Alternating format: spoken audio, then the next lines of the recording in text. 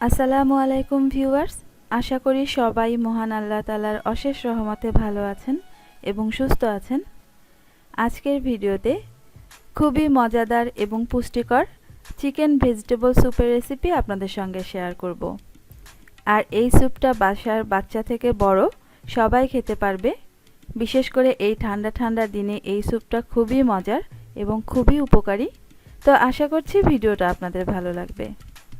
স্যুপটা রান্না করার জন্য প্রথমেই আমি একটা প্যানে 1 টেবিল চামচের মতো অলিভ অয়েল দিয়ে নিয়েছি। তেলটা যখন মোটামুটি গরম হয়ে আসবে তখন এর ভিতরে দিয়ে দিচ্ছি ভেজিটেবল গ্রেটার দিয়ে গ্রেট করে নেওয়া রসুন এবং আদা। এখানে আমি 3-4 কোয়া রসুন এবং মোটামুটি 1.5 থেকে 2 ইঞ্চি পরিমাণ আদা গ্রেট করে নিয়েছি। আদা এবং রসুন যখন হালকা একটু কালার হয়ে আসবে তখন এর ভিতরে দিয়ে দিচ্ছি প্রায় 1 কাপ পরিমাণ মুরগির বুকের মাংস। আপনারা হাড় ছাড়া অথবা হাড় সহ যে কোনো ধরনের মুরগির মাংসই ব্যবহার করতে পারেন। মাংসটা দিয়ে মোটামুটি 2 মিনিটের মতো নাড়াচাড়া করে এর ভিতরে দিয়ে দিচ্ছি একদম ছোট করে টুকরো করে নেওয়া গাজর এবং বিনস। এখানে আপনারা আপনাদের পছন্দ মতো সবজি ব্যবহার করতে পারেন। আর এখন যেহেতু শীতকাল, অনেক ধরনের সবজি পাওয়া যায় আর এই সবজিগুলি খেতেও অনেক মজার, তাই আপনারা এখানে আপনাদের ইচ্ছে মতো সবজি ব্যবহার করতে পারেন। একটা বড় সাইজের টমেটো এরকম টুকরো করে দিয়ে দিচ্ছি। এখন সবজিগুলি মোটামুটি 2 থেকে 3 মিনিটের মতো ভেজে নিব। স্বাদ মতো লবণ দিয়ে দিচ্ছি, আরও দিচ্ছি প্রায় হাফ চা চামচের মতো গোলমরিচের গুঁড়া। আর আজকের স্যুপটাতে আমি কোনো ধরনের কাঁচামরিচ ব্যবহার করব না, পুরো রান্নাটাই গোলমরিচ দিয়ে করব।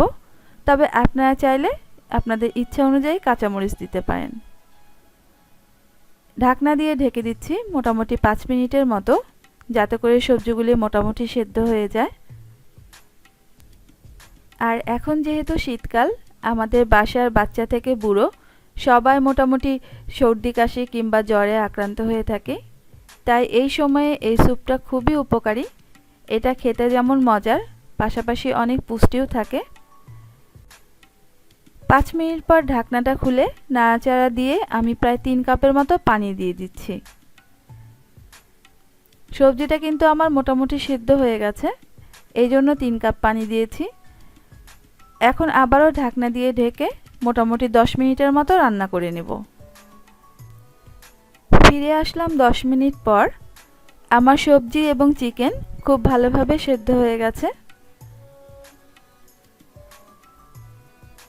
অনেক সময় আমাদের জ্বর আসলে কিংবা ঠান্ডা লাগলে খাবারের রুচি থাকে না, তখন কিন্তু এই স্যুপটা তৈরি করে খেতে পারেন, খুবই মজার। আমি আগে যেহেতু 1 চা চামচ পরিমাণ তেল দিয়েছি, এখন এই স্যুপের টেস্টটা বাড়ানোর জন্য আরও 1 চা চামচের মতো বাটার দিয়ে দিলাম। এখানে আমি 2 টেবিল চামচ পানির ভিতরে প্রায় 2 চা চামচের মতো কর্নফ্লাওয়ার গুলে নিয়েছি। এখন স্যুপটা খুব ভালোভাবে নাড়াচাড়া করে এই কর্নফ্লাওয়ারটা দিয়ে দিব। ধীরে ধীরে কর্নফ্লাওয়ারের মিশ্রণটা দিয়ে দিতে হবে, যাতে করে জমাট বেঁধে না যায়। এই স্যুপটা বানানো খুবই সহজ, কিন্তু খেতে অনেক মজার। আপনারা এটা বাচ্চাদের বিকালের নাস্তা কিংবা রাতের ডিনার হিসেবে দিতে পারেন। আশা করছি আমার এই ছোট্ট ভিডিওটা আপনাদের ভালো লাগবে। ভালো লেগে থাকলে পাশে থাকবেন। ভালো থাকবেন, সুস্থ থাকবেন। আল্লাহ হাফেজ।